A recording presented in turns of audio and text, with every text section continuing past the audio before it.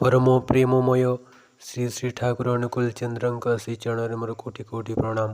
समस्त को जय गुरु। जुक्ति ओ विश्वास श्री श्री ठाकुर। जुक्ति ओ विश्वास रे ढेर तफात। शैतान जुक्ति को विभ्रांत करिपारे किंतु प्रकृत विश्वास किछिरे ही टळे नहीं।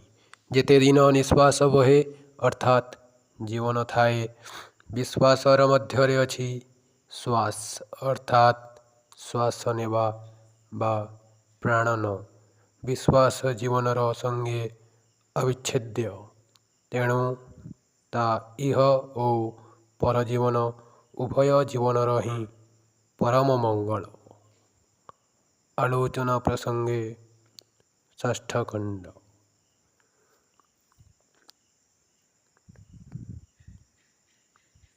जय गुरु।